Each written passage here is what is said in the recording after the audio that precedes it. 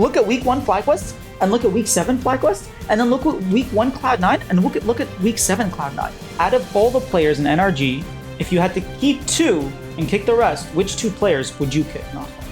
He's still on the same tier as Inspired and Blabber, in my opinion. We saw Dig had actually quite good plane swaps, you know? We had NRG really like some of those players might find some difficulty signing on to teams. I'm going to start with the positive, though. Out of all the players in NRG, if you had to keep 2 and kick the rest, which 2 players would you kick, Noxwar? Which ones would I kick? Well, which ones would you keep? Or keep? Okay. I mean, either way, it's still hard. I think throughout the course of the year, Contracts has shown a level of stability and prowess in terms of his jungling. I think he's still been one of the better junglers in the league. Unfortunately, he's not hitting that elite level that he was hitting back in 2023 summer. But I think he showed enough stability that he's someone that you can continue to build around and have a solid foundation for as a team. So I think Contracts is someone I think you need to keep. As for Dhokla, palafox, FBI, and Huhi, that gets very, very tough because I think all of them had various shining moments here and there, even historically, right? But I think if you wanted someone to stay consistent, I think it has to be FBI. I think FBI is one of those 80 carries, like, you don't ever talk about them, at least this year you haven't talked about them. But at the same time, that's also a good thing, because you can talk about him in a good sense, and you can talk about him in a bad sense. You can be famous or you can be infamous, in which case he just kind of flies under the radar. He does what he needs to do. You can go check on his stats in Oracle's Elixir or gold.gg, whatever you want to check on. And for the most part, he's solid. He's there. He's reliable. And maybe if that's what you want to play around, you have a jungler who can sometimes flip things and be really aggressive, which is what he was doing for NRG this year. Unfortunately, his lanes weren't really able to support him in that sense. And then you get a stable AD carry that allows you to pick up like a very aggressive mid laner or a very aggressive top laner that can really be the punching points of your team going into 2025. So with all that said, if I only had 2 to pick from, I think I got to go FBI and Contracts, just due to the level of play that they displayed, as well as just in terms of roster building for next year and how they play historically. So I'll give you the Contracts point. I think we can both agree that Contracts was the shining star, and Contracts was doing a lot for that team. And sometimes it wouldn't work, but I think he had the best performance. It happens, exactly. I'm going to be known as the FBI hater at this point. I know I came on the very first episode of this show and said FBI is the reason NRG aren't hitting that next stride, because he's just doing nothing in the games. Like you said, he's just like kind of there and doesn't do anything. But then I saw his solo lanes and I was like, man, I'm sorry. I tweeted it out publicly. I was like, FBI is not the problem. I'm sorry you have to deal with this. Like, I'm sorry I ever doubted you. But I will say the person I will keep is not FBI. It's actually Huhi, because Huhi makes things happen. And we saw that Huhi wasn't on the same page with the team. And from split 1, from the beginning of spring of this year, they could not find a way to adapt to Huhi's playstyle within the NRG style. And like my guess is like we've seen both of them separately, and we've seen the NRG style like work and not work. But we've had years of 100 Thieves, of, even Golden Guardians more recently, of Huhi and the type of leadership and shot calling. And if I want to keep one player, I'd rather have a shot caller and get a super mechanically proficient player, another Masu if we can find, or, even like a Surdy in the top lane. I feel like it's so much easier to put these other pieces when you have a leader and a shot caller. And I think if you keep FBI, then he's not as valuable, in my opinion, as the jungle support who already have synergy, and one of them being a leader and a shot caller. And, you take him out of the system that NRG had, you put him back to being a leader like he was on Golden Guardians, and all of a sudden he's making these plays. He's, synchronizing better with his players. And we see, another miracle run. He's done a lot at this point. He's done 2 on Golden Guardians back in 2020 and then 2023. And obviously people didn't expect 100 Thieves to win. So he's proven. Yeah, so I guess, and maybe you have a better idea because you actually get the chance to talk to players, you get to talk to coaches and stuff. So part of the reason why I did not have Huhi as the one that I would keep is because from my understanding, Huhi is one of the biggest shot callers in the North American LCS. But so is Contracts. He's one of the leading voices of this team and how they want to play the game. And so, just as you were saying earlier, NRG had a lot of issues, especially in spring. They got a little better towards the end of summer, but especially in spring, they had a lot of issues like coordinating how they wanted to play the game, what they wanted to do. There was a notorious like interview from Palafox with Travis Gafford about how like we're just constantly fighting. We cannot get onto the same page of how we want to play the game, and that did not happen until Huhi joined this team after Ignar had left. So part of me was like, is that the reason why this NRG team is struggling so much? Outside of obviously the solo lane is really struggling. Like that's just blatant and obvious. And that was kind of why I had just a little bit of doubt about keeping Huhi, because I don't know if I'm keeping Contracts, which I feel like Contracts is, in my opinion, more valuable than Huhi. Maybe that's a debate you and I can have. But if you're keeping Contracts, I don't know if I necessarily want to keep Huhi with Contracts, because I don't know if they mesh well in terms of gameplay style and how they want to actually push the game forward. I think early game it's mainly Contracts, but then when it comes to these mid games, especially with like the solo laners having to decide which side lane, it's actually more of a democratic, or like there are a lot of different people, and this is something I've asked multiple other players to kind of figure out. And it's Huhi is used to being the shot caller. Like when I say go, we go. And the idea of like, oh, we all come up with a plan together and we're all feeding information. Like Palafox wants to do A, Dhokla wants to do B, Contracts wants to do C, you want to do D, let's figure out what we can do, instead of someone gave us a plan, we're going with it. And I have a feeling this obviously I haven't seen any scrims, but my estimation is if you just get rid of people who are making calls who aren't playing well, and you keep the person who historically has played well and made calls, then you don't have those problems. And having two shot callers is a lot better than having 4 or 5, you know? No, I agree. I guess long story short, if I were a GM and I had all the knowledge behind the scenes, if it comes down to that Contracts and Huhi can get on the same page and are aligned on how they want to play the game, then it's probably those two that I want to keep. If Huhi cannot get on the same page as Contracts, or Contracts cannot get on the same page as Huhi, I personally value Contracts more than Huhi, so I would just choose, if based off the scenario of the question of keeping only 2, I would elect to keep FBI over Huhi. I think if that makes sense. Yeah, I think you can replace FBI much more easily than you can replace Huhi, especially with a weak support pool. Like if you think of your top 3 AD carries, you think of your top 3 top laners, like they're kind of obvious. Our jungle pool is pretty deep as well. You go to support and you're like, well, that third spot, it could be Ole, but he finished last. It could be like, is it Vulcan and Busio? Like, surely Busio had some stinker games. Maybe you could put someone. So I just think that support and the shot calling aspect, I think once, like I said, historically, just looking at the team, NRG had one split where they had a good run, where everything was clicking. It wasn't even a split. It was literally just like the second half of playoffs, not even the first. They lost 0-3 to Cloud9 in the upper bracket, although they did win the first match. So there's that. But yeah, they meshed with a specific meta where their solo laners were able to play the champions, and therefore when they had the leads, they were able to make those calls. And then you bring in a shot caller and they're trying to make the calls of old. It just doesn't mesh very well. That's just my guess, my guesstimation of what's going on. I didn't write this down, but the 2 solo laners who got a lot of flame were Palafox and Dhokla. And I'm putting you on the spot here. Keep or kick? Which one do you keep? Which one do you pick between Palafox and Dhokla? I'm personally, and this is a little bit of bias, but Pal has been my boy since 2021. I really do think.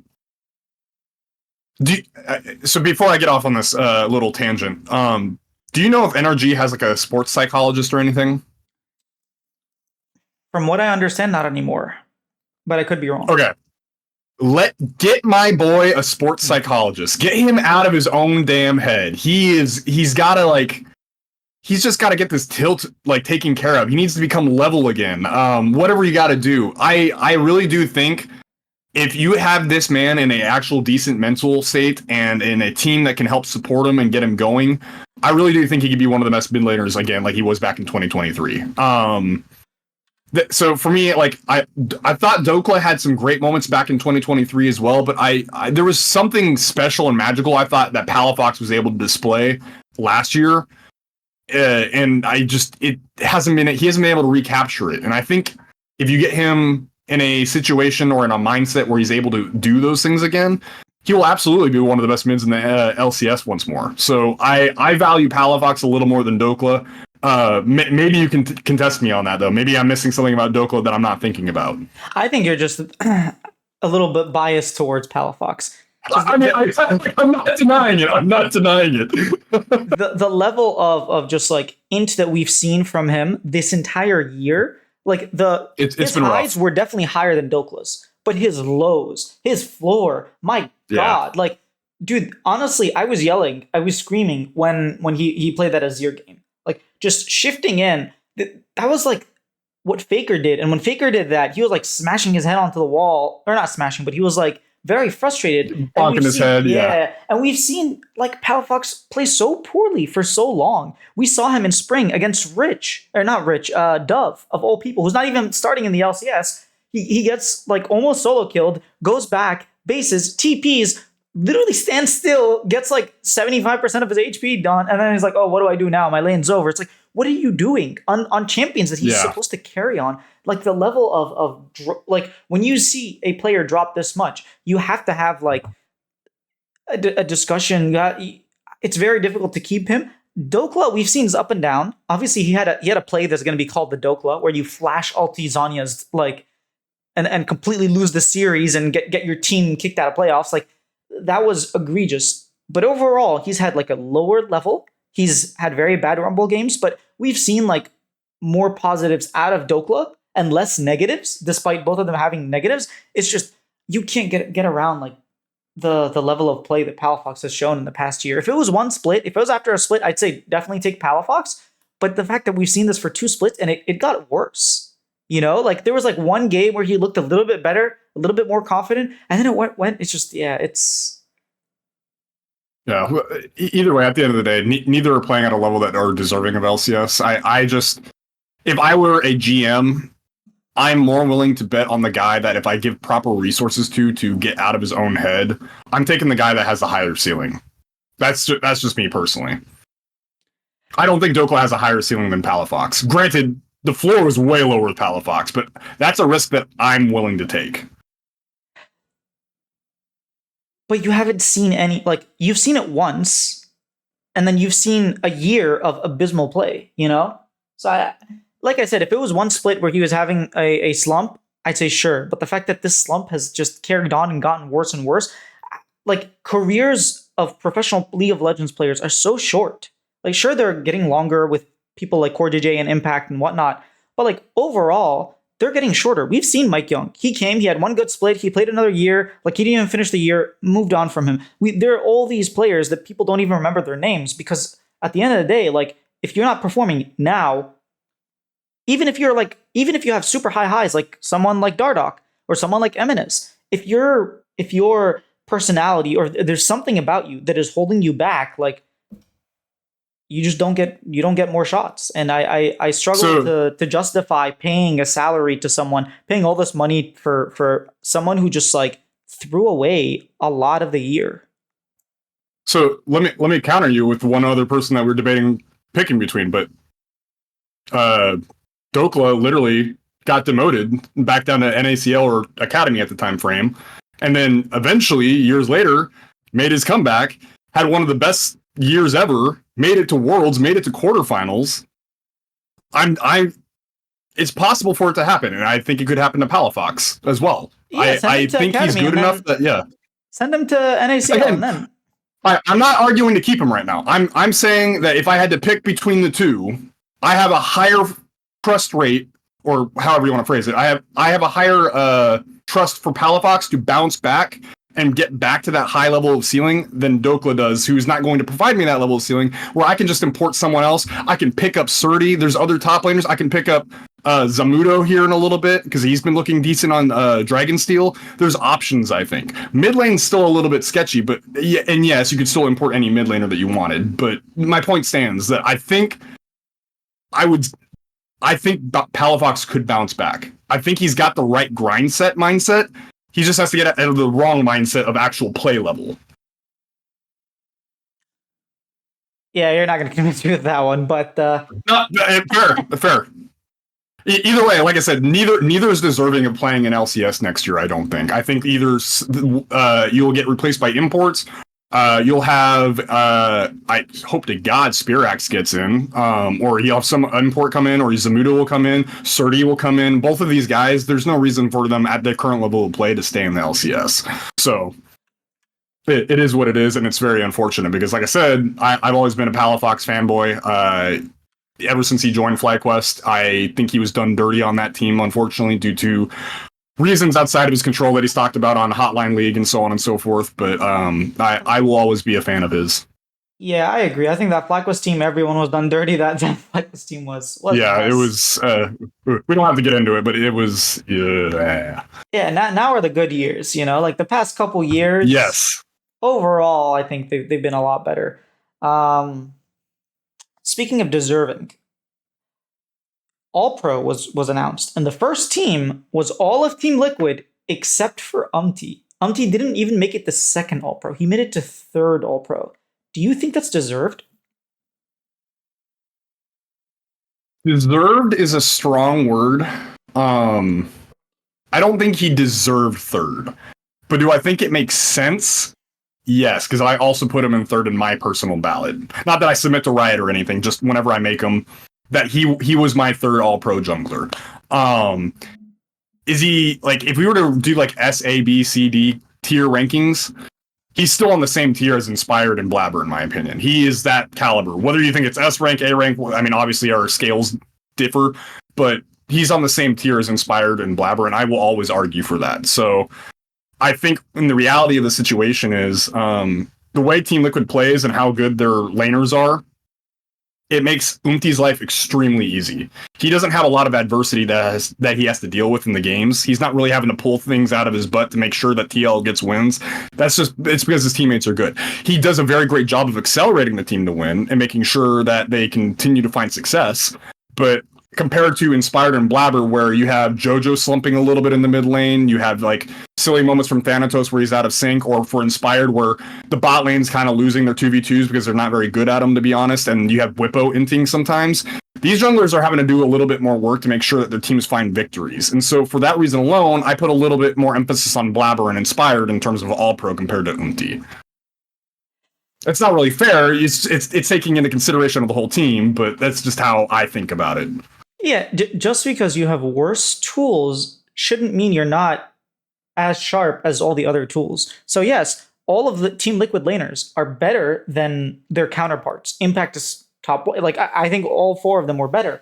But then when you look at Umti, and he's not only driving, like accelerating leads, he is always there at the right time. Whenever they're getting ganked, he's there for a counter gank. Whenever there's an objective, he is positioning himself so that his carries can do their job. And at the end of the day, like, would I prefer a jungler who has to take everything in their hands, or would I prefer someone who doesn't do that and actually just plays to the team? The thing with Inspired, we've seen it. Like when he has to take things into his own hands, sometimes he ints. Sometimes maybe he should have played a little bit, more safe. Sometimes he should have had some more patience. Blabber, same thing. Sometimes he just goes ham because he feels there's pressure. And when you have a player who, again, it's not like Umti is not aggressive. He is aggressive.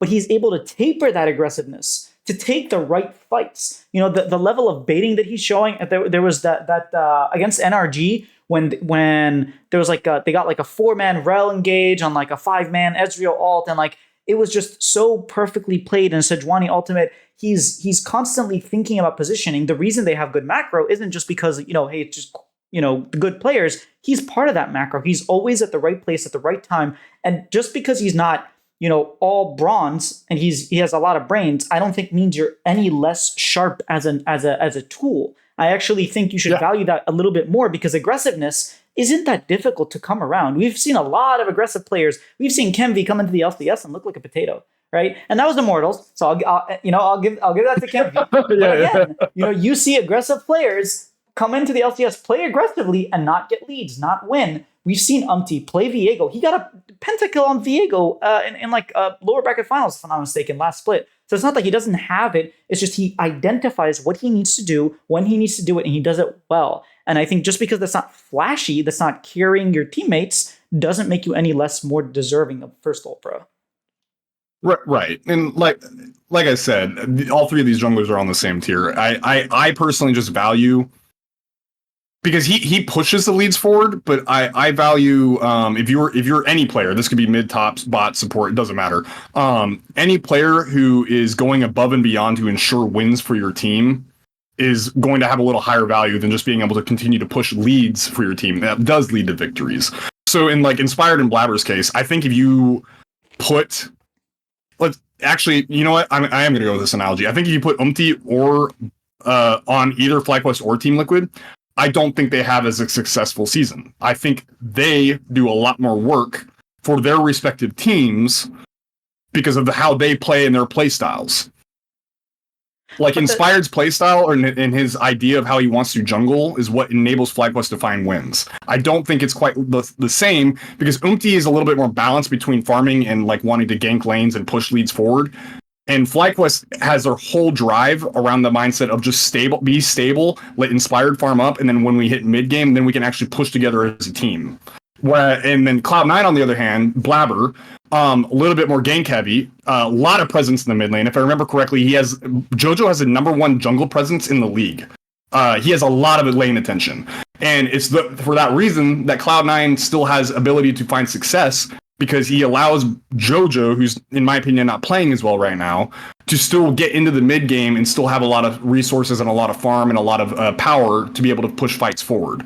I don't think Umti has the right skill set and mindset, or not mindset, sorry, wrong. He has the wrong skill sets to make those teams succeed. I think he works on Team Liquid, but he's not going to help provide more wins for the FlyQuest and Cloud9, whereas Inspired does for FlyQuest and Blabber does for Cloud9, if that makes sense. Yeah, but then that's just roster construction. You could make that argument for Inspired as well. If you put Inspired on the team that's the bloodiest team in the league, and at some point the bloodiest team in the world, he's not going to find that same success. Same thing with Blabber. If you just put a farming jungler who's pressuring mid lane all the time on a team where their carries are like their mid laner is not the focus of attention, it's their top and bottom lane, then again, it's not going to work. Who do you think has better mechanics, Masu or Yon? Like a mechanically fighting, who would you give it to? Masu. I would too. Now imagine you had Umti, who's extra aggressive and wants to push those leads, wants to get that extra edge, and is fighting more often. Don't you think that would give Masu more opportunity to shine in these team fights than the one, like half an item to one item? I think you could make the argument that putting someone, Umti, how he was playing in spring, because that's how he needed to, right? I think here's the thing with Umti is that he can be the salt and he can be the pepper. He can be the more farming, like waiting. He can be the more aggressive, like, okay, now we're going. He's the balance of the three. Exactly, and I think he'll actually. I think that's a point in my defense is that he's able to adapt into all this. I think he could do a very good job at just playing around his bottom lane or playing around Jojo. I mean, any jungler that plays with Jojo has to play around Jojo because Jojo breaks the game with the way he plays. Yeah. So I think it's more of a Jojo kind of thing rather than a Blabber, because Blabber without Jojo Pune was a very high efficiency farming jungler who knew where he needed to be at the right times. Not as obviously like Inspired. Inspired is more of like I will take things into my own hands, or I know my position. That's another thing I dislike about Inspired. Like when it's a carry meta and Inspired is carrying in the jungle, people are like, oh, he just plays selfishly. But then like look at back when he was playing on EG. And he was providing so much to Danny. He was just giving Danny and Jojo all the time and space, and he was playing that supportive style. It's just, I think they're all adaptable. I would just say that we've seen more from Umti just in this year, and in the split, maybe not as much, because he's really not played those AP carries, just because they didn't need to. But at least over the entire year that we've seen him play, he has that capability. No, all three of them have the capability. The way I will put it is, I think Inspired, because it sounds like you're underselling Inspired a little bit. Because he really, like, if you watch a lot of the team fights in the mid game, late game, he buys a lot of room and he buys a lot of space. He's also the main shot caller for FlyQuest, and it's kind of stuff that I also take into considerations when it comes to my all pro, because I think if you put Umti on this team, like I know Umti does shot call, but He runs their I early think game his completely. yeah, but Inspired runs the whole thing. That's the difference. Inspired runs it early game, mid game, late game. It is all him at all times. Like everyone feeds information to him, but he is the shot caller. And for me, that also puts a little bit more emphasis on Inspired because he's putting more work in. He's really thinking about the game at all aspects at all times. He's considering where his bot lane is. He's considering where Blitbo's doing. He's considering how Quad's doing. Although I will say Quad has made his life a lot easier because Quad plays for him a crap ton. He plays for him an absolute crap ton. He like takes bad trades even so that Inspired can get crap. So that, I mean, initial, like I will give a little bit of a leeway on that one because I don't think any other mid laner does that for like Umti or Blabber. It's always them playing for their mid laner. So, but all that said, I put a lot of focus on Inspired being the second because I voted. I don't know what your ranking was. Did you actually put Umti first, or is this just the argument that you were making? Out of curiosity. It's just I actually put Inspired, Umti, Blabber. Ah, okay. So I had Inspired second. I had Blabber first. And the reason why I had Inspired second was just because I really do think what he got assists from Quad to be able to do the pathing that he wants to do.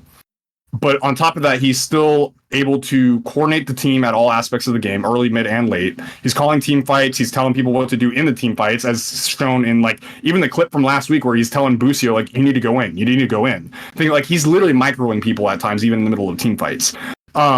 So that's why I put him there, and then along with that, I think Blabber just does a little bit more to push the team forward. He's like the most aggressive, like I said. So you have Umti who's the 50-50, you have Inspired who's a little bit more reserved but is macroing everyone through comms, and then I think you have Blabber who's willing to really push leads forward the most, and he's really trying to flip stuff, and he's putting jungle presence in the mid lane so JoJo can actually be relevant at all times. It comes down to just all of those factors that I have him ranked the way I do, and I just, again, Umti's good. He's in the same tier. It's how it looked to me in game was who was putting more work in. And you can't even really see it Inspired all that much, but I think because, hey, guess what? I'm the FlyQuest guy. I pay a little bit more attention to what Inspired is saying in comms. I hear a little stuff from like staff sometimes about what he's doing in game. I hear stuff from the coaches occasionally. So I may have a little bit more insight than most people in that regard. So I put him there, but at least I still have to take into consideration the things I see on Summoner's Rift, and I think Blabber does puts a lot more in to push games forward to find victories for Cloud9, even though his team is not as good as, say, Umti's. Is that the Chengdu, China FlyQuest jersey? No, this is 2023. This was the very first jersey that... Okay. Yeah, so these are the branches, and this is the very first one that Carlybot did after Fiend left for Cloud9. So this was 2023. I need to get myself a jersey. If Shopify had not joined the LCS, I would be a FlyQuest fan. Funny story, but I'm a fan of some of the people that they brought in. I wasn't a fan that they let go of Leota. I'll say that, but things happen. Yeah. Especially like Sharks, Leota. Actually, it's funny because when I first talked to them, I was saying like I know them from you guys. I've watched your thing for so long. I just always watch the VOD because I'm not, like I said, I'm not a big Twitch user, and you guys never stream on YouTube. You guys only switch on. Most people catch our VOD, so it's all good. We just happen if anyone wants to watch live. Yeah, so it was very cool to talk to Sharks, and then I mentioned he was like, "Yeah, I'm gonna miss the flag crew," because he had just joined Immortals. He was like, "I'm gonna miss the flight tech crew." So what you guys have done for FlyQuest has been really cool, and I'll make sure to put all your like links and stuff in the bio. Thank you. We had, I think, 100 Thieves had like a group of people that were doing what you guys were doing. 100 Talk Pod with Cole and Jordan. I'm still friends with those guys. I talk to them all the time, and I would say, even though I've only met them once, we're good friends. Yeah, but I think they stopped. Was it like 2 years ago now? I don't know. It's been a while. Beginning of summer last year. Their last pod was spring of 2023. Okay, yeah. So a year and a half. So it's cool to see you guys keep going at it. And that brings us to FlyQuest versus C9. Who do you have winning? And what score? I gotta take this jersey off for a second. I'm very sorry to my own team, but at the end of the day, I've always been extremely realistic about how I think FlyQuest will do, and that goes for any team. But I do think Cloud9 is performing at a higher level than FlyQuest is currently. I think FlyQuest currently has some issues with Bwipo's resources and champion picks and draft.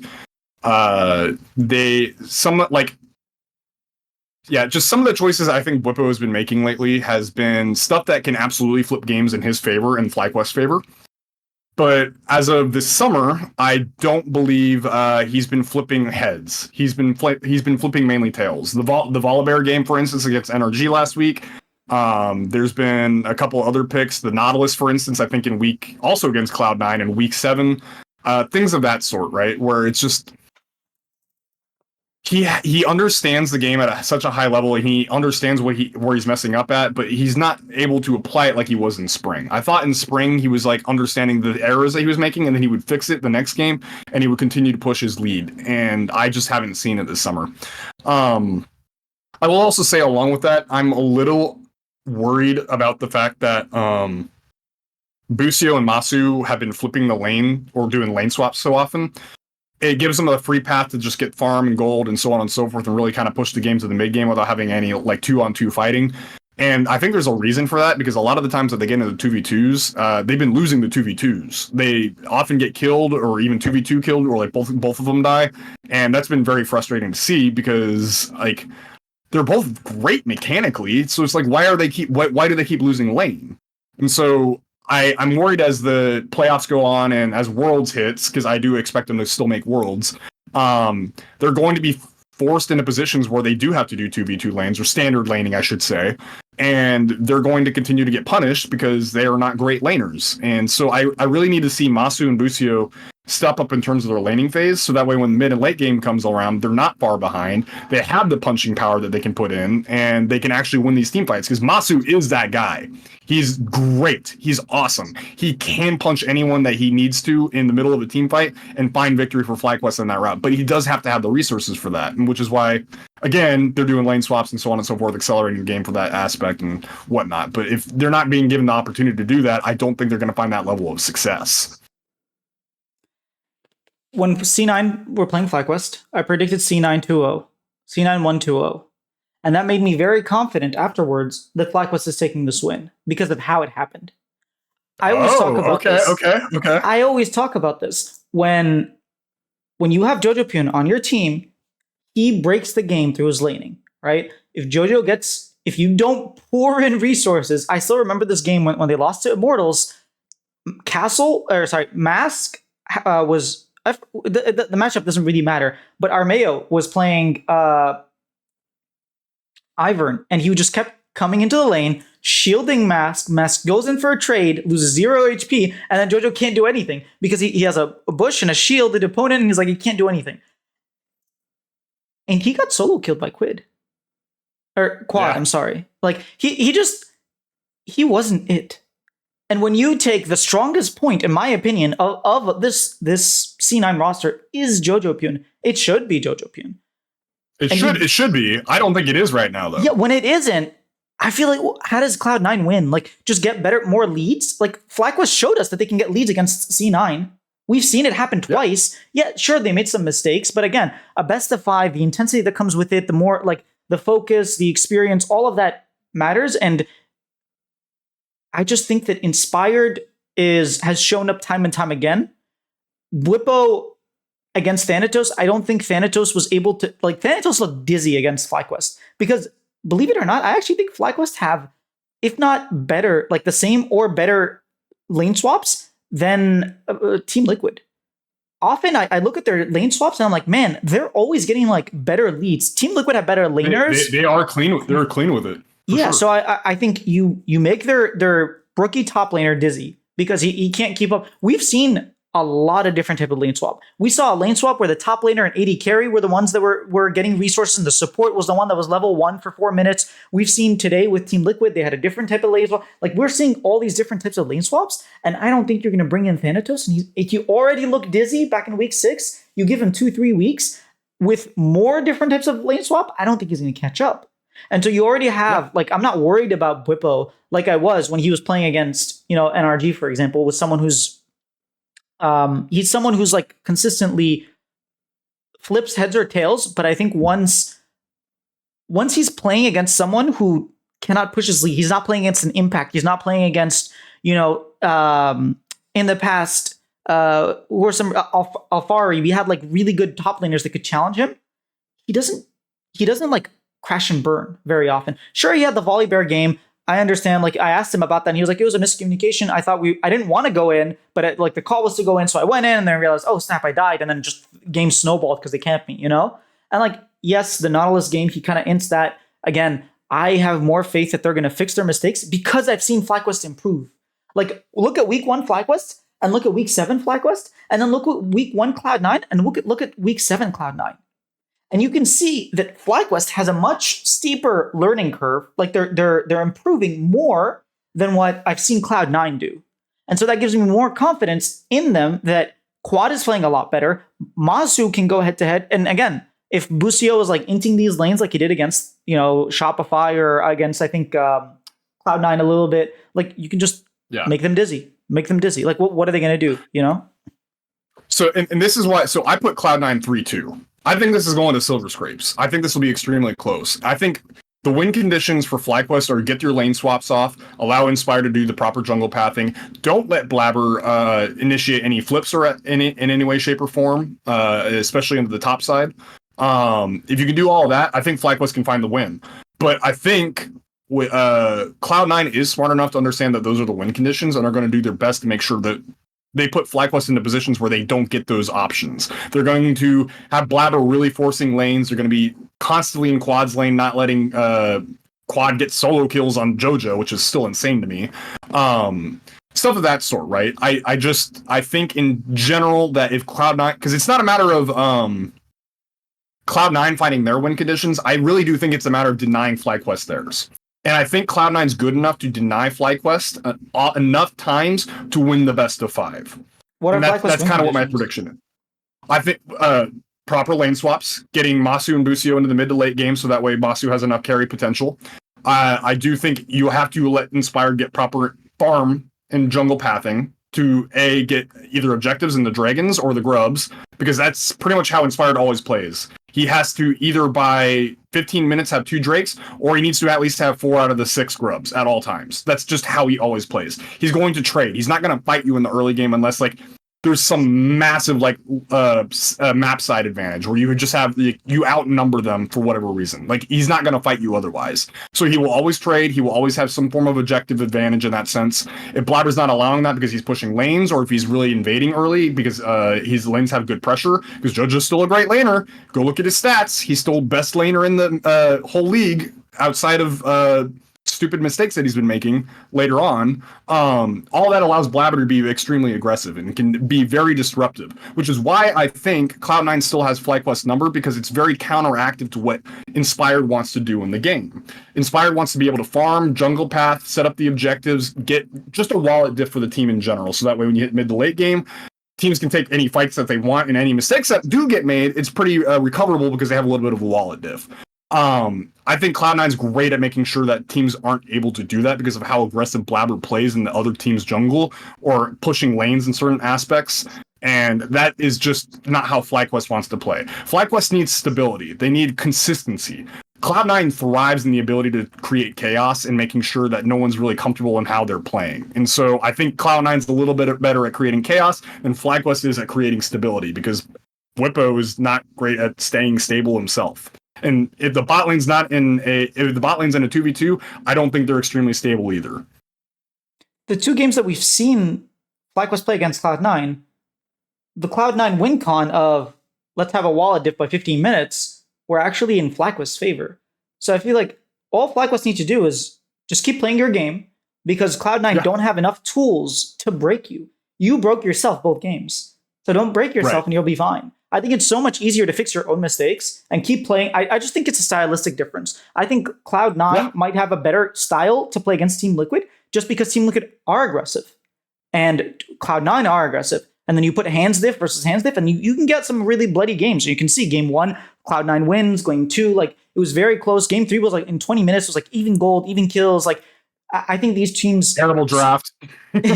Yeah, that draft was another thing. But like when you look at FlyQuest against Cloud9, I just think they have the stylistic matchup in their favor because they're the stability. Cloud9 are the sword. They're the shield. And we've seen twice that sword is not strong enough. It's just FlyQuest have to make sure not to let go of their shield.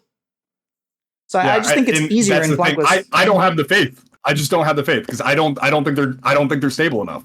I think there will be a mistake somewhere, and Cloud9's good enough to capitalize on it. You are absolutely correct. I agree with you that if they play how they should, if like Blippo's playing how he was in spring, if Quad's been playing how he has been the whole split, Inspired stays how he's been playing, and then there's no bot lane shenanigans and 2v2s or anything like that, FlyQuest 3-0s this straight up. But the thing is, they're not that stable. They're not that consistent. And because Cloud9 has this ability to create a little bit of chaos, force FlyQuest into positions that they're not comfortable in, that's where they find their wins. So, and that's why, again, at the end of the day, I think there's going to be a lot of trading of games this series. I think it's going to be a 3-2 in favor of Cloud9. I'm actually giving it a 3-1. I think it's going to happen what happened with NRG. You're going to have a game where Brippo is on Renekton, and all of a sudden it looks like late game Renekton apparently scales. I don't know if you watched the interview I did with Brippo, but he was like, how many people think that Renekton scales? Well, with the items that are in and the way he plays, my Renekton scales. And I'm like, yeah, it kind of did. You like did nothing for 30 minutes, got 3 items, and then just like 1v9. And he was like, you dive the bot side and then or the back line and they're dead. Yeah. Yeah, because you have 3 items and you've been farming. You have a bounty just from farm. Like you're not playing it for the early game. He plays champions differently, and I think the same is going to happen. He's going to have a stinker. He's going to have a Volibear game. Cloud9 are going to take a game, but at the end of the day, I think there's just enough structure. They also have a much bigger coaching staff, which is something that I highly value. Not just useless coaching staff, but like when you look at the names, you have Demonte, who is kind of sort of a performance coach at this point, right? He's like, yep. He talked about like he's not a whatever. We'll just call him a performance coach for now. You know, they have Mithy, who's strategic, who like is the strategic coach. I think he brings a lot of very smart, additions. They have their head coach Nukduk, who's clearly shown that he's good with what they're doing. And then they have, I don't know how much Empire is doing in terms of scouting or whatnot, but I do know they have Arrow, who's working with the bottom lane, like a highly experienced person who can watch the other opponent, who can do his own scouting for the team and say, hey, like this is how we stay stable against this bottom lane of Vulcan and Berserker. They just have all of this support. And then you look at Cloud9, and they have Reaper, and they have someone who's working remotely in Veigar V2, and then you have kinda sorta High, who I think took a back foot, if I'm not mistaken, but he was coaching for He's still listed as assistant coach. I don't know the exact.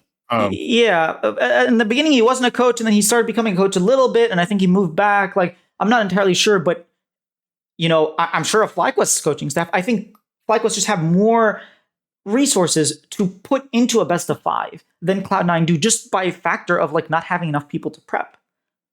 Yeah. So with that said, FlyQuest has a higher ceiling than Cloud9 does. They easily can eclipse Cloud9 in terms of potential. It's just a question of whether they can or not. I also don't like the style that Cloud9 is playing, where in the mid game they look lost. And for me, that's just where is your leadership? Where is Blabber, who has played for 6 years now and can tell you, hey, when mid game comes, this is how we want to set up our Baron. This is how we want to set up ABC. Like at some point, these basic fundamentals, you need to have these drilled down. If you've been playing for years and years, like you can't keep relying on someone like Perks or Niski to lead the game to do this kind of stuff. You're a jungler. You're in prime position. You're not laning against opponents. Obviously, you're thinking about the jungle and whatnot, but you're constantly F-keying. You're thinking about what moves to make, the early game. Like, you need to run more than just the early game. We need to see you have solid structure in the mid to late game. And as of now, I haven't seen that. Whereas Inspired has been doing this. Like, Inspired is fresher than, at least in professional play, he's more fresh than Blabber. And yet he's not just a shot call. He's a leader. He's the like de facto leader. So I have more confidence in FlyQuest because of I think they're going to do better prep because they have more. They also have more options. Like look at Thanatos and his champ pool, and then look at Bwipo and his champ pool. Right? I think there's something to be said about having these pocket picks. About APA used to have his Ziggs and Asol, and like if you didn't ban it, he would just like win the game because he was so good at those champions. Whippo has those kind of things. Whippo not only plays different champions, he plays the same champion very differently. He plays the Volibear like in a way where he wants to scale on Volibear. Like obviously it didn't work this time, but if you look at what he does with his Olaf, for example, we've seen him time and time again do nothing in the early game with a super powerful Olaf. And then like once he gets three items, he's just like unkillable. He just like runs into the team and completely demolishes. He plays these matchups differently. We were actually in the interview that I did with him last week. We're talking about Ornn, and I knew that he had like a plus 60%. I think I looked it up eventually. It was like 67% or something crazy like that win rate on Ornn. And he was saying, I often choose to play this counter pick, like self counter an Ornn into Gnar, because I just think that I can offer more with the way that I play this matchup. And how other people play the matchup, you don't get those advantages as an Ornn, and yet I do it. And so I do think that there are just more tools, more people working in the background, and more upside for this FlyQuest team that it just pains me to have to vote against them because they lost so recently to Cloud9. And both losses inspire less confidence in Cloud9 and more disappointment in FlyQuest. If it was Cloud9 just like dominated from minute 1 to minute 30, like what Team Liquid just did to 100 Thieves, which we'll get to, I know, but it was a quick 3-0. Like if it was like that, I would be like, oh yeah. But even Inspired was like, yeah, I was worried playing against Cloud9, they're like really good in scrims, and then I saw them on stage and like, we lost, but like, I'm kind of confident now. Like this team didn't do what I thought they would do. And so I just, it's the same thing. Even though they lost, I'm just more confident in FlyQuest now. And I did ask Core JJ, who does he think is going to win? I didn't ask him the serious score, but who do you think he predicted between FlyQuest and Cloud9? Did he say FlyQuest? No, he said Cloud9. Okay. Okay. You got me on that one. He said Cloud9, but I think he's wrong. It's like, there's no way he said FlyQuest. Okay. Planets is not really liking Whippo's volley and Nautilus, but I think. No. Yeah. Go ahead. Planets is I know Planets, and I know he's not a Whippo fan, so which is understandable. I get it. I do. I really, really do. So long story short, I think stylistically, if FlyQuest actually plays to the potential and they hit their ceiling, this is a FlyQuest win. However, the reality of the situation is I don't think they're playing at their ceiling. I don't think they will play at their ceiling. And because of that, Cloud9 will be able to punish them and end up taking the series. And I said 3-2. You're saying Cloud9 3-1, correct? Yes. No. Okay. FlyQuest 3-1. Oh, you're saying FlyQuest 3-1. Wow. Okay. I need your faith, man. Are you sure you're a Shopify fan? I think you should come over to this side. No, I told you if Shopify had not joined the league, I would be a FlyQuest fan. What FlyQuest is doing in the LCS is what I want teams to be doing in the LCS. And I think Shopify are suited a little bit better. I have had public disagreement. Like I've talked to them about how they're approaching it. And in general, if you look at what they did with other titles, they really care. Like again, Shopify is an organization that happened to have an esports team because they're doing it as a marketing arm, right? It's not like FlyQuest to Cloud9, where you are an esports organization trying to survive. It is very, very different, and I prefer what Shopify is doing. But then when you look at what FlyQuest is doing, like they used to have Ovly. I think they not mistreated her, but they used her poorly. They used her poorly. They used her poorly. Yes. I did ask about why like certain usages of people like LS and Ovly. And I heard that there was like some actual reasons between contracts and whatnot. So I don't want to go into that detail. But at least what they're doing with Basil, I love what they're doing with Basil. Their merch is too expensive for me to buy, but like I love the fact that they're doing all these like different things. I think they could be doing more. I'm just saying, if you join our pick'ems, I give out a jersey every split. Oh, free. All right. I gotta join the so if you start playing the pick'ems, you get a chance at a jersey. I've given out well over 15 jerseys over my time as being a FlyQuest fan. So I've heard you talk about it, but I very rarely are my pick'ems. Actually, sometimes they're right. Maybe next split. It really depends. Sometimes people have like really good splits, and sometimes people have really bad splits. I've had multiple splits where I've been in the bottom half of the pick'ems. I've had. At least recently, I've been on a bit of a streak. I've finished top 5 in the past 4 pick'ems that I've done. Oh, so, nice. You never know. And I mean, it's still hard. We've only had, I think, because I do one for each split. I do one for Worlds. I do one for MSI. So every tournament, I've done somewhere around like 30 something pick'ems since like 2021, and we've only had 6 like repeat winners. So it is a little hard to win, but take your shot, man. You get to enter for free, and you get a free jersey if you win. All right, I'll definitely join the next one. Then. That's a little advertisement for everyone who follows Cloud. Join the FlyQuest Discord, and you could participate in LCS Pick'ems, Worlds Pick'ems, and we do give out jerseys for free if you are the winner. Yeah, that does sound dope. But yeah, so I am a FlyQuest fan, and I do like what they're doing as an organization in general. At least with when they first came in, I wasn't definitely bought, but I think new management when they came in, they're doing a good job in my opinion in like the marketing side. They've done a lot to push the org forward in terms of name brand, and that is actually something. I don't know what episode it was. It was one of the very first episodes of Hotline League, I think last year when Papa Smithy joined, and I said that the org was on its path to becoming a home brand or a home name. I'm blanking on the terminology I used at the time, but basically they'd be one of like the TSMs or the Cloud9s or the Team Liquids of esports orgs eventually down the line, and I think they're on that path right now. I hope so. I again, I haven't necessarily talked to them as much as I've talked to Shopify people. So like I'm more confident in Shopify and Team Liquid, for example, from what I've seen than FlyQuest. But again, like I said, I'm a FlyQuest fan, and I do cheer for them. I was heavily cheering for them during the finals. I will never cheer for FlyQuest when they're playing Shopify. Like that's just who I am. Fair, respect. But every other game, I'm always cheering for FlyQuest. So also Numi's really cool. Like I've had a few interactions with him, and she's pretty cool. So yeah, let's talk a bit about the game that we just saw. 100 Thieves got destroyed. They're gonna play against Dignitas in the rematch. Dignitas lost a game they won, especially that game 5. Like, my God, that is honestly like I really don't want to just shower those specific 2 players with a lot of hate, but man, do they deserve some hate or like some flame for some of the plays that they made.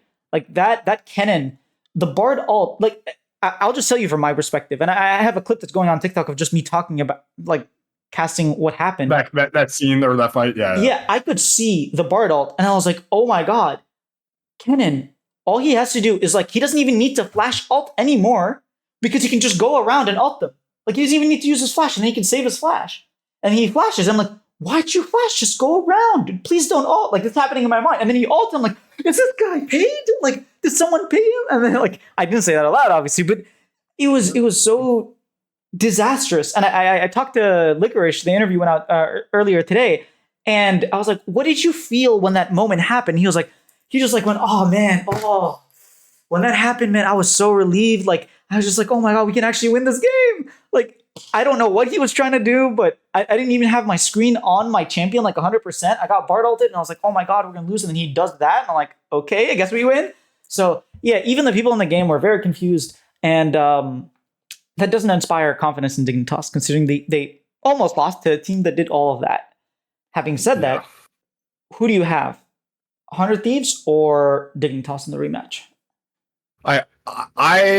You have to think about it from the perspective of how demoralized does 100 Thieves feel after this loss to TL? Because let's be honest, they got battered pretty badly. It was a rough best of 5.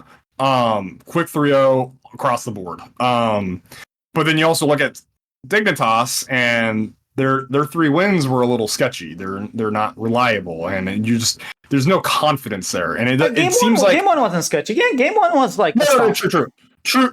Game 1 was a stomp, but then you had the immediate stomp return from Energy right afterwards, right? And then that's where the series got interesting.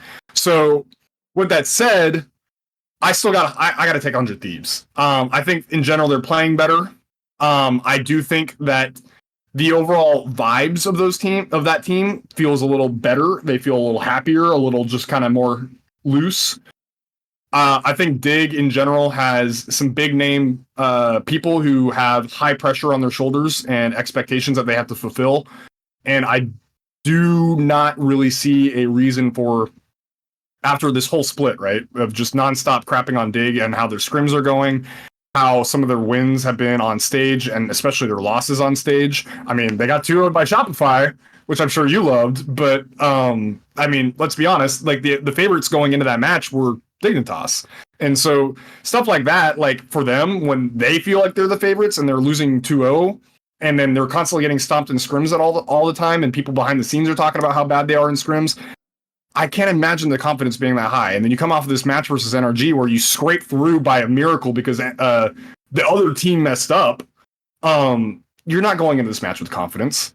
And I don't think any amount of demoralization from a TL3-0, who's the best team in the league currently, like you get out of a tournament, you play someone like I was a tennis player. Like I ran into I ran into the first seed back in my varsity senior year of high school. Like first seed in the state, by the way. This kid was like the number one in Texas. And I got rolled 06-06. That's just how it was. But the thing is, I walk away from the match going like, what? It was the number one guy in the state. Like, what am I supposed to do here? Like, I didn't feel bad. And I went in my next match and I won 6-3, 6-2. Not an issue. That's just how it goes. And so for 100 Thieves, I think it's the same thing. Like, you got rolled by the best team in the league, whatever. Now you're playing against the team that scraped through by pure luck, that you've had their number the whole year, and you already beaten them once. What's there to worry about? I feel great if I'm 100 Thieves going into this matchup, personally. I'm not saying you should start planning for quote-unquote FlyQuest, but you should probably almost start planning for FlyQuest. I think you're going to need a lot of prep work for them. I will say, for anyone who's ever played tennis, it is so much harder than you think. I played tennis my last semester of college. A couple of guys I knew would just like were part of the tennis club, and they convinced me to join. And I joined, and my God, just serving is so easy, and then like everything else is so hard. You know, you can just it was a lot harder than I expected it to be. So I have a lot of respect. There's a lot of intricacies. Yeah, like at first, you know, just the way you hold the racket, and like it was just so much. It was a lot of fun, especially in the beginning. Every time you're playing, you're learning stuff, and there were. Like we were the beginner group, and then there was like an intermediate group, and I just watched them just like go back and forth and back and forth. I'm like, man, for us, we go back, okay, back, point, back, point. Like there's no fourth. It's just like, yeah, it was so cool to see. And so tennis is. I have a lot of respect for people who play tennis. So you must have loved it when Sharks was on FlyQuest. So the two times that we had Sharks on, both times I had to have Sandy and Curly, who are my two co-hosts for the show. I had to have them tell me to stop talking about tennis so we could move on with the show. Because for those of you who don't know, Sharks was a semi-professional at one point in tennis, and he actually played in tournaments to try and qualify for majors. Unfortunately, then I don't think, if I recall correctly, he made it past like more than the second or third round of qualifiers. But if you're still playing at that level, you're still one of the best in the world. He was extremely good at tennis. So I loved picking his brain on tennis and tennis strategy and things he did for training and whatnot. And he's a very valuable resource if you actually want to pick up tennis. Not that a lot of people are going to have access to that resource, but if you ever have the chance to talk to him, he does love talking about tennis. Yeah, it's. I always respect people who actually played, like, I know it's not a team sport, but when you play sport and then you come coach, I think you have a better mentality because you've been coached. You know, he was also older. So I really like Sharks. I'm sad that we don't see him in the LCS anymore. But speaking of Dig versus 100 Thieves, Dignitas, like, game one kind of inspires you with a little bit of faith. Like, if they could just replicate that game plan where they're doing things. Like, a big problem that happened with the first match between Dig and 100 Thieves was that 100 Thieves were doing things, and Dig was like, oh, I'm sorry, you wanted the grubs? Here you go. Would you like, one of our support or like a death as consolation for us, like showing our faces to you without permission? Like, they were just like rolling over and dying with, like, very politely. And there was no fight in them, you know? We saw some fight.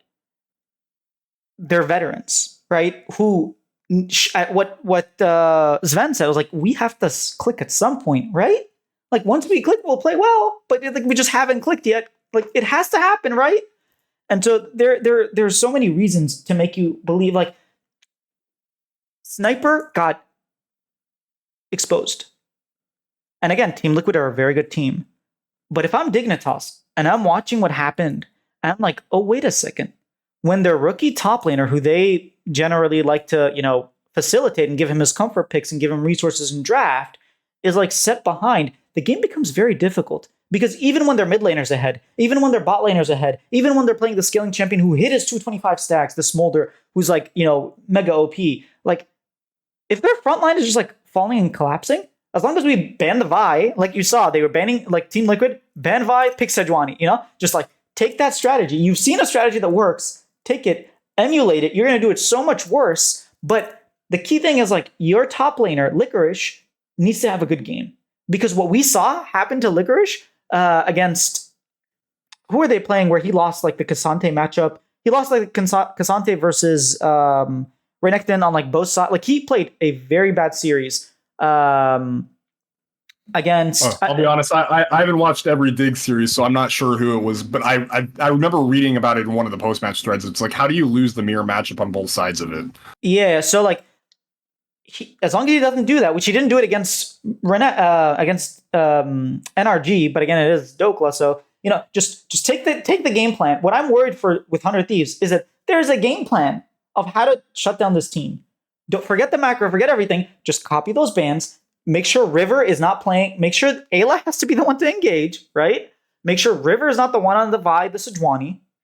Let their mid laner pick Smolder, because for some reason they have a lot of like, they really want to give him Smolder, even though you can play AP, like, I don't know, ban the Senna. Don't let Senna go through. Don't be NRG. Like, don't give them Senna.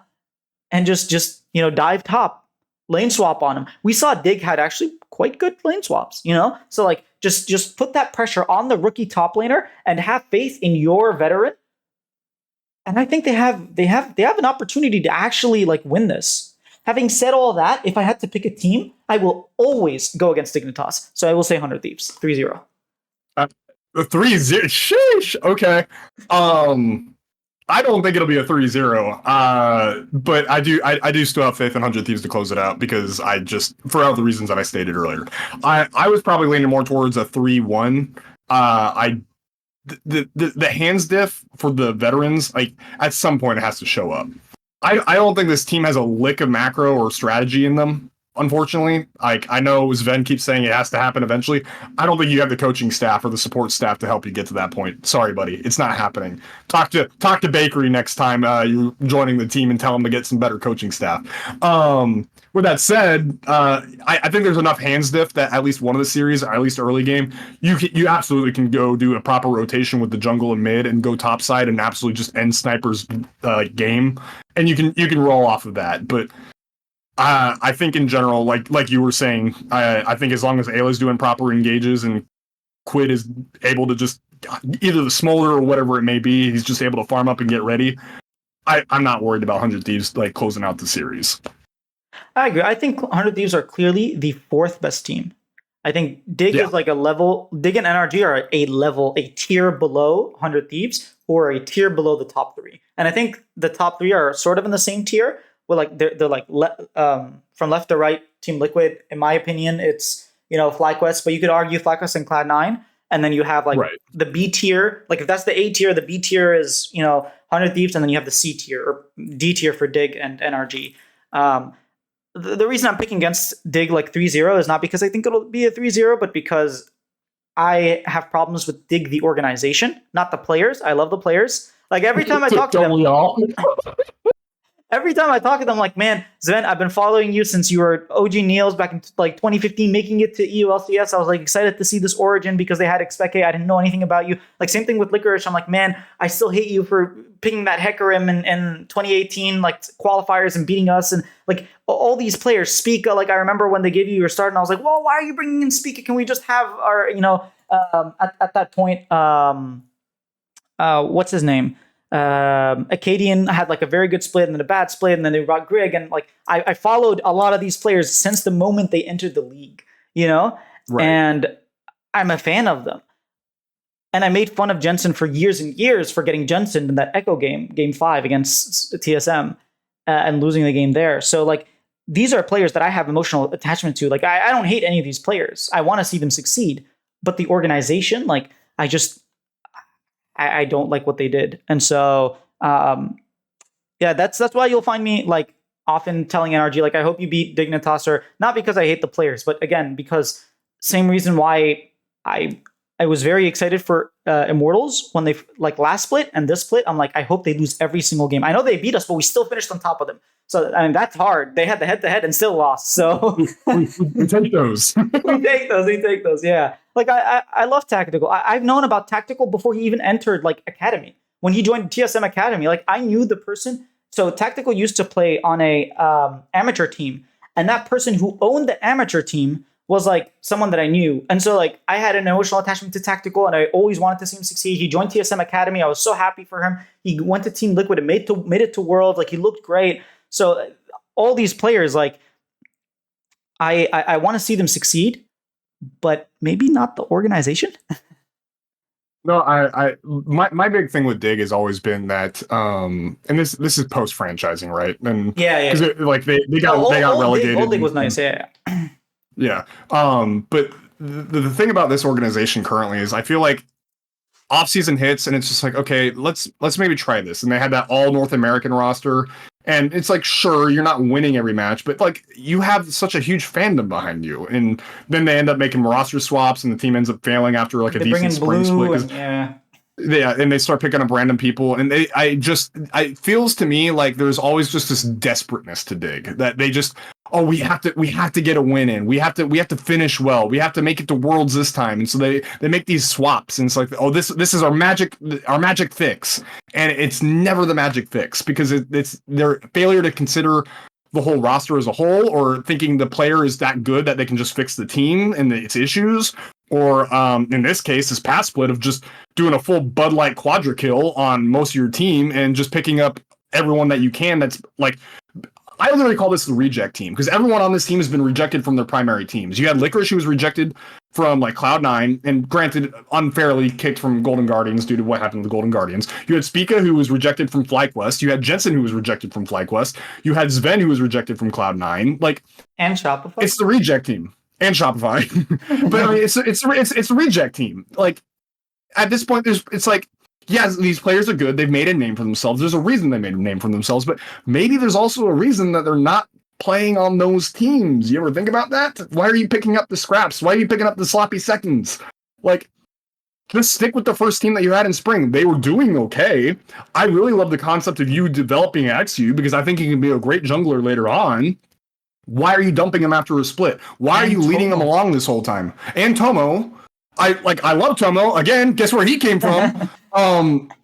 Yeah, so it's like all these developing things. It's like, yeah, I don't expect you to win. That's fine. But there's something about Dig that over the past few years, it's like they have to get wins in. And so they scrap everything split to split. Where it's just like, if you took the time to develop these players, I actually think you could make a good team like a year or two down the line. But unfortunately, the reality of esports economy and the system that we're in, you have to have wins now. But the thing is, like, you've been trying this for 5 years. What's another year or two? Are you going to go under in the next year or two? I highly doubt it. Just take the L for the next 2 years or so until you develop the team that you want. And then you have a fandom behind you because you actually develop talent. They're NA players, so people are going to want to cheer for you. People are going to want to cheer for your team. They're going to want to buy your merch and so on and so forth. And you continue to build your org to actually be a pleasant team that people want to cheer for instead of constantly just scrapping everything that you do every single split and then constantly tarnishing your own reputation. Sorry, Dig drives me up the wall sometimes, and that's a little bit where this rant is coming from. But Nox, as long as we win, that solves everything. You don't freaking win! You don't win! When's the last time you won? Literally never. They've never made it to finals. They've never made literally LCS season finals. 2. Yeah, not even LCS finals. They made it in season 2 before LCS was even a thing. Congrats, and then you got 0-3 back in Worlds. You lost to Saigon Jokers before Vietnam was even a respectable region. Like, what are you doing? And I say that with love because I love that Dig squad back then. Like, I love you, Scar. I love you, I'm a Cutie Pie, Kiwi Kid, all those Crumb. Yeah, all those guys. They're great. But, like, what are you doing? You, like, okay. Sorry. Anyway. They didn't build off of winning. That's the thing. They built off of the names, the brands that they had. And then they were like, oh, well, let's try winning. And they've tried winning over and over and over again. And you know, if when they brought in Someday, like, people forget, but who brought in Someday? It wasn't 100 Thieves. It was Dignitas. Like, if Dig had just, like, when they came into franchising, like let's just say, well, after they bought Clutch, so 2021, if they just came back in and said, hey, we don't care about winning. Like, obviously, we want good teams, good players. We're going to put a coaching staff and develop a process, right? Because that was their thing. Trust the process. Like, oh, look at all these like metrics that we're using that Clutch used to somehow reverse sweep. Yeah. Anyways, That was in 2019. I'm sorry, so I'm confusing years, but regardless, yeah, they came into 2020, and if you just like built a fan base and let the LCS thing do their own thing, but then you as an organization need to market and need to just yeah develop fandom, and they did that. They have a mascot. Like, you know how much cool stuff you can do with a mascot in 2024. FlyQuest are like, oh my god, this is a great idea. Let's do it. Like, you had a mascot from way back then. You could have done so many cool. You could have done animated stuff. You could have had a weekly recap with, I don't even remember what they call their mascot anymore. That's how relevant that they are. Like, when I was at FanFest last year for summer finals, I took they wanted the line. I think Santorin and Jensen were there. Santorin and Jensen, yeah. And then they wanted to take pictures with like the dig like whatever mascot, and I was like, Digi. They call it Digi. Yeah, I was like, not really, no, thank you. And I took a picture, and they're like, you want your? They had Polaroids that they were printing out, and I was like, no, I'm good. Like, what does this picture mean to me? Nothing. You know, you could have developed so many different things. Like, you brought in Sylvex, and a lot of love to Sylvex. I think there's a difference between League of Legends and a League of Legends organization, and I feel like he's doing it from the perspective of a League of Legends fan. I'd love to talk to him about it and just like pick his brain, but again, at least they're trying, right? They brought in, in my estimation, they're not actually trying to make worlds. They just brought people who have bigger brands because they want to be more popular, and guess what? They are. Now people hate them, but again, they are more popular. So I hate them or love them. I think like at least that part was a success. But at the end of the day, like if you had started from the very beginning when you came in, like 4 years ago, and invested in just like building fandoms, holding events, like just being on social media. TikTok was exploding when you guys came in, and you were nowhere to be found. You're still nowhere to be found. Like a lot of times what they're doing is too little too late, because they're like, oh, when we win, everyone's going to be our fans. Like, that is the dumbest thing. Only one person gets to win. Like, the amount of organizations that have won in 2020, right? If we look back to 2020, there were only 4 organizations that had won LCS. Team Liquid, obviously with their 4-peat, Cloud9, CLG, TSM. There were only 4 teams, and it wasn't until NRG, not NRG, EG. No. Oh, yeah. Yeah, EG was first. Was EG first or 100 Thieves first? I think 100 was first. 100 was first, and then EG won the split after. Yeah. So it wasn't until 100 Thieves in 2021 that changed. Because Cloud9 won the spring, and then 100 won summer. So, like, if you just look at it statistically, there were, like, 10 different splits and across 4 winners? Probably more, like 12 different wins across splits across 4 winners. Like, the likelihood that you never even made it to finals. Like, come on, what are you doing? Just build a team. If everyone's strategy is like, we're going to win and that's how we're going to build fans, no one's going to get fans. Because guess what? Yeah. Last split, Team Liquid. The split before NRG. The split before C9. Like, you can't base your whole anyways, I want to know on too. Dig elicits something out of us. Apparently, our inner haters come out. It's quite special. You're great at that, Dig. Congrats. IMT too. I will say, I'm really hoping IMT are out. I would love for. We'll save that for another day, though. Otherwise, you and I are going to be here for another 30 minutes. Yeah. Last topic. Since we are talking about Dignitas, you had 2 players to rebuild this entire roster around. Which 2 players do you rebuild? Oh, okay. So we're back to the NRG question, except for Dignitas. Yeah. So I think there's a standard that Sven brings to any team, and that comes in terms of like actual team morale, in terms of strategy, and in terms of just like on the Rift play.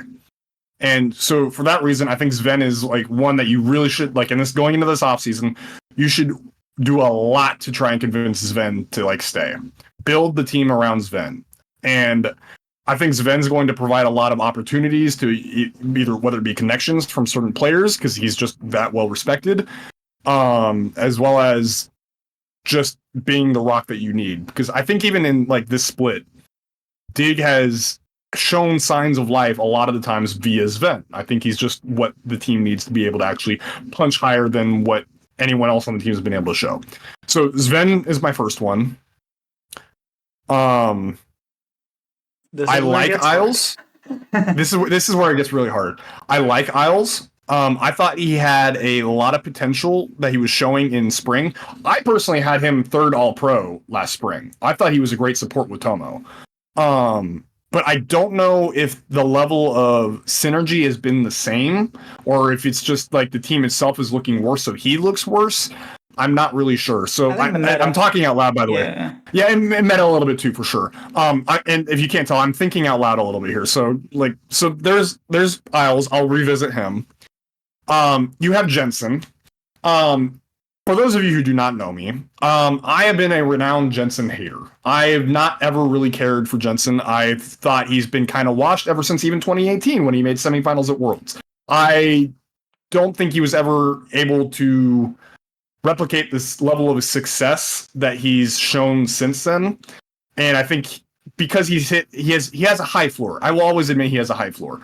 But I think he's sat at his floor a lot more often than he's sat at his ceiling. And so I've never been a big fan of Jensen, and I think he's just someone, if you want a stable team, sure, you can pick him up, he'll do his job, so on and so forth. But I've never really been a big fan of him, so I'm going to say Jensen can go. Sorry, I know you were on FlyQuest and you had one of your best splits that you've ever had on FlyQuest. I think that's partially due to the fact that the rest of the team was able to support, and he was able to pop off in that aspect. So there's that. Spica. I don't know, man. He has not looked it at all. Like, I don't think the level of play he's been displaying for this team, and part of it may be just like he doesn't get along. He doesn't work well with Jensen. He may not work well with Licorice. I don't know if it's just synergy issues or what, but his jungling has not really been what it should have been since 2023 spring split FlyQuest. I thought he had a great spring back then, and then he's obviously had some great times on TSM, but it's just not been the same, man. And so for that reason, I think Spica's probably also got to go. And then last but not least, you got Licorice. I think Licorice has actually been okay for this team. I don't think he's had the same level of highs that he had on Golden Guardians this past year.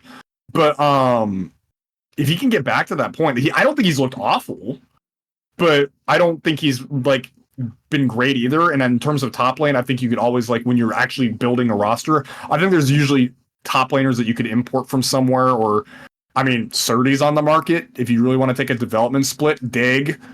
You're going to take a development split, Dig? No? Okay. Sure. Well, anyway. It'll be a split, yes. Before getting the roster.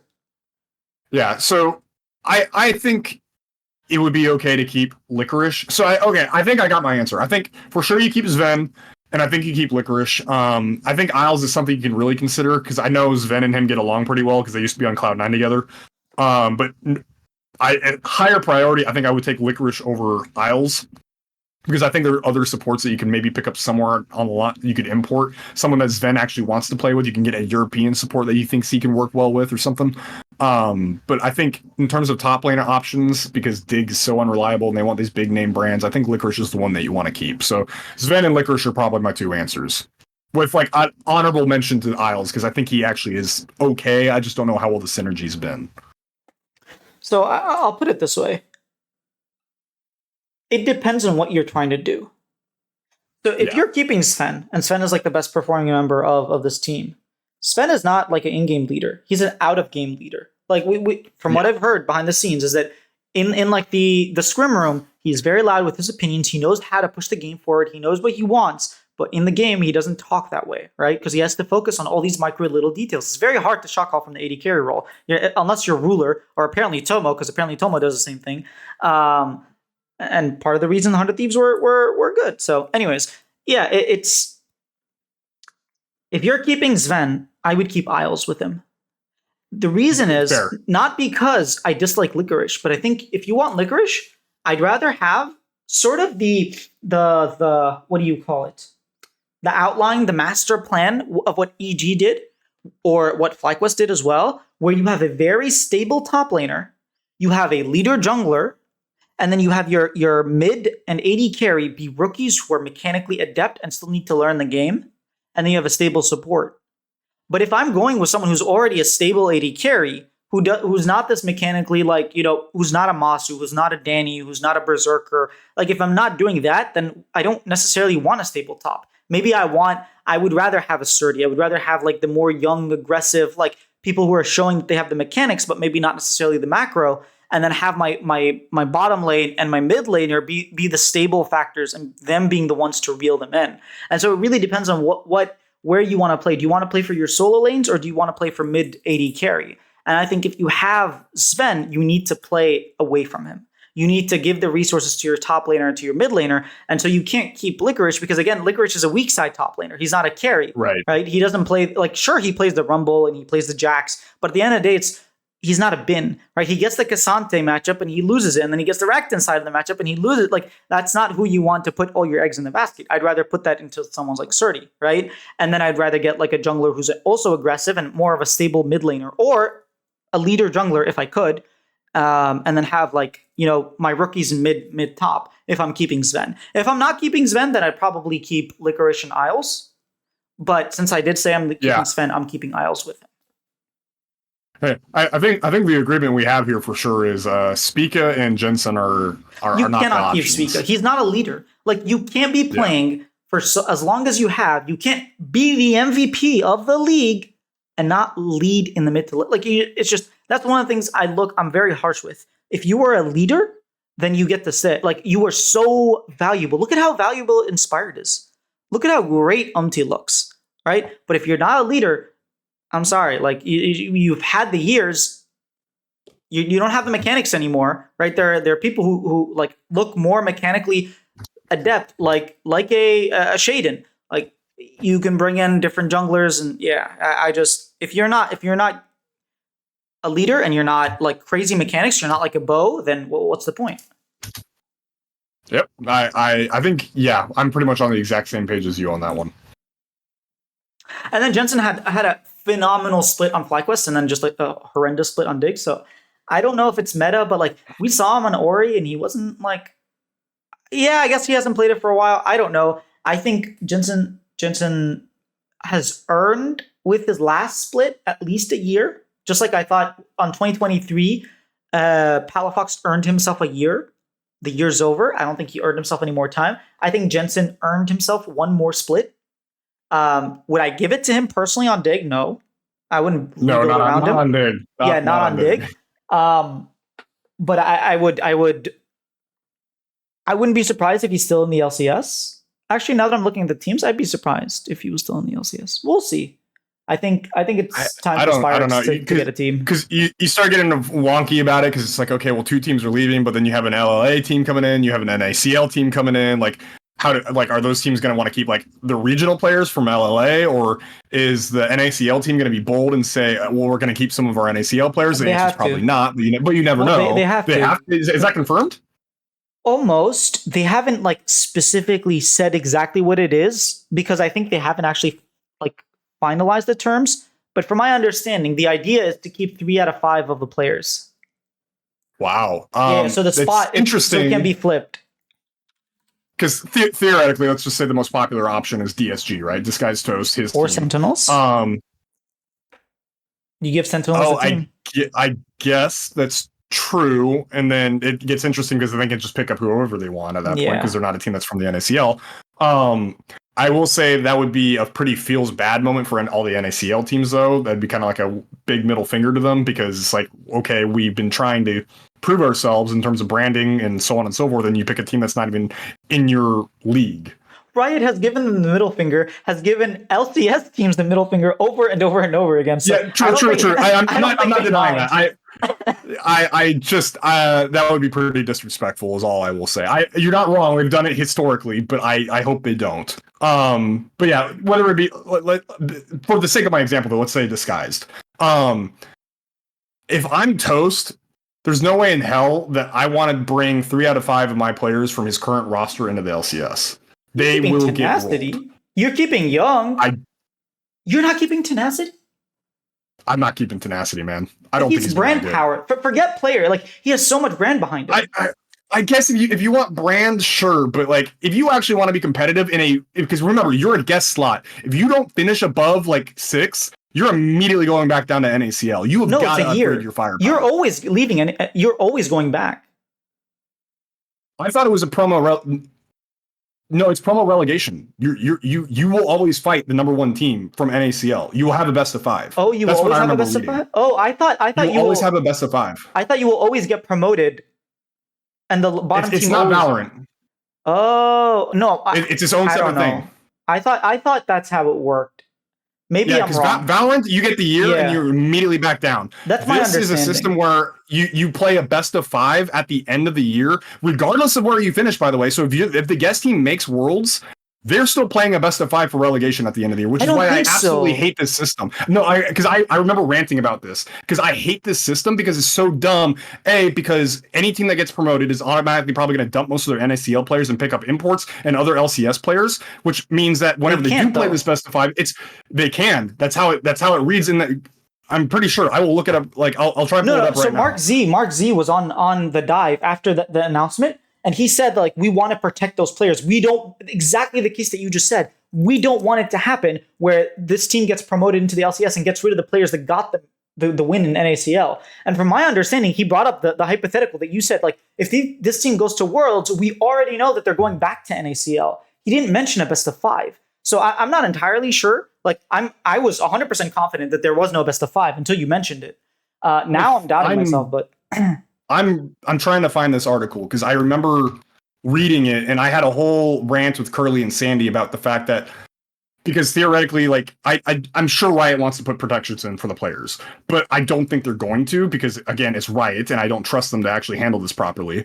But in this case, in this instance, like players are going to get replaced because the orgs are going to want to find success, so they're going to hire LCS players and imports. And so what happens is at the end of the year, regardless of how they finish, they're going to go back into this relegation matchup, and then the team from NACL with NACL level players is going to have to fight players that are like import and LCS caliber. It's not a fair matchup. It's not helping cycle players in and out, which is what the whole path to pro is supposed to be. It's literally just like, hey, can you beat this LCS and imports, which is not the same level of standard that you should be fighting for. So if Riot actually takes the time, which I don't recall reading anywhere in any of these articles, that there's going to be protections for these players that come in, then like, cool. But I don't recall reading anything about protection. They haven't written it out yet. They're still like trying to figure out how to do it because another thing that's like actually one of the things that Mark Z was saying, and you should go back to the dive. Like I think it was whenever they announced the article, he went on the dive, and one of the topics was like you're bringing in NACL players and they have to face against LCS players, and like there's the amount of resources LCS teams get is like very different, and so obviously you want to upgrade because you want to be competitive, but at the same time we don't want to say, hey, we want to put in those protections. So we're trying to figure out how to do that. They haven't done it yet. Because another thing he was saying, like, let's say the players are bad or the players are like being held hostage because you have to keep 5 players, but let's say the players don't want to play with each other anymore. Let's say they win an NACL and they're like, man, I hated playing with Shaden. Shaden was like, I'm just like random name because like they're doing really well, right? Yeah. Or let's just say MU players who are doing really well. Like, let's say they hate each other, right? And they don't want to play with each other. And all of a sudden the team is like, well, we can't let you go. We have to have. So like, there's that balance of like, how do we, like, if the players want to leave, like, let's say MU players are all phenomenal and, you know, Shopify wants to pick them up.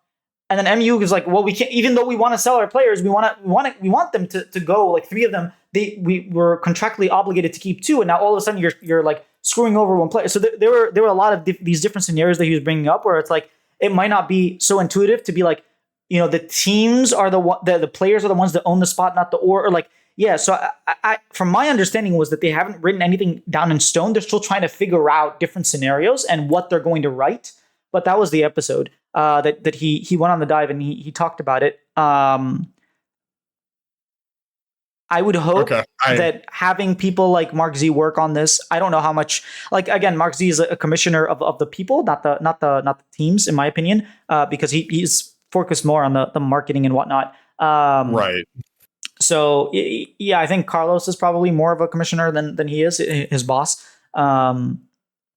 But regardless, I do think that they're thinking about it. We'll have to wait and see, like you said, whether they're actually going to put those protections in and whether there's going to be a best of 5. I don't know. I'd have to. I'm fairly certain. I watched the video. I read what they said, and I listened to the podcast, and I don't recall ever hearing anything about a best of 5 having to be played.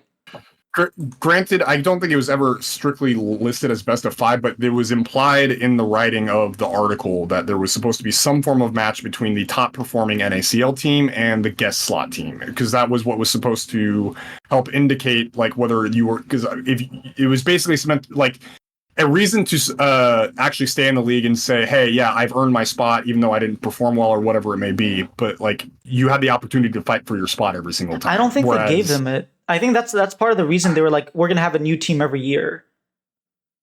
Because that's one of the things that I heard. Anyway, I'll look back and try to like clarify. Yeah, maybe I'll look for it too. If I find the article, because I'm still searching for it even now, and if I find it, I'll link it to you. All right. Yeah, that's interesting. That changes a lot if you actually can fight for your spot. That changes a lot. Because that gives motivation to teams to bring in imports, like more motivation. Whereas initially, like if you know you're leaving at the end of the year, your main thing isn't winning, it's branding. Right? You want a brand because when you go back to NACL, you know your funding is going to be very different. And so you want to be able to get those sponsors. You want to be able to get the best players so you can make it back and keep increasing the valuation of your team, having investors. Like there's a lot of like a business side that goes in when you know that you're like leaving every single year. Whereas if you can keep your spot, that changes the business, that changes the model of the business completely, right? Right. America will have a different format each split. America. Yeah, I'm just trying to find it at this point. Sorry. Yeah, no, you're good. You're good. MSI. Yeah, okay. All right, well, if I find it, I'll let you know. All right, sounds good. I think we're at time. We spent like almost an hour and 30 minutes, but it was a lot of fun having you and discussing certain things. Going on rants. Really? Yeah, always fun. No, I had a good time. It's kind of funny because normally when I do my show with Curly and Sandy, it's more like it's hard with 3 people, especially when you're not in person. So a lot of the times, like we'll just kind of give our opinions, and it's hard to like banter a little bit. I will say in a one-on-one situation with us, especially for someone who's more attuned to a different LCS team than me, it's kind of interesting to actually be able to banter and kind of go back and forth and like actually flesh like discussions out a little bit. So this has actually been fun. I like doing this. Yeah, that's the idea of the show. The idea of like it's called disputing everything for a reason. It's like we're just going to dispute things, you know.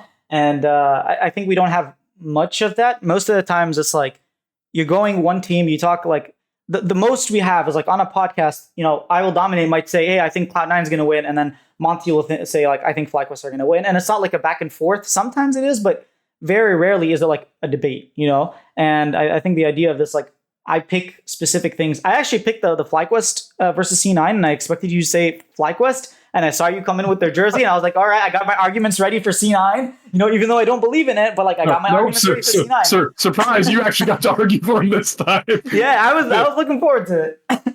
There's a running joke on our show that I'm like actually the hater, or I'm always like the devil on the shoulder because I'm always the guy that kind of picks against them. I always operate under the concept of like if I cheer against my team, then when they win, I'm happily surprised. Or if they lose, then I'm correct. It's a win-win scenario. I can't lose here. So I'm always known as that guy.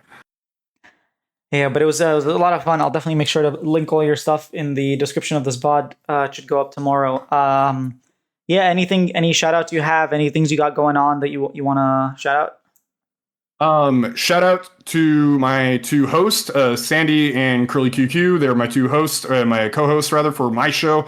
We are the Flight Check Crew. We are a FlyQuest based podcast. We cover mainly League of Legends for FlyQuest, but on slower weeks or where things aren't happening in League, we do cover other aspects and other games of the organization.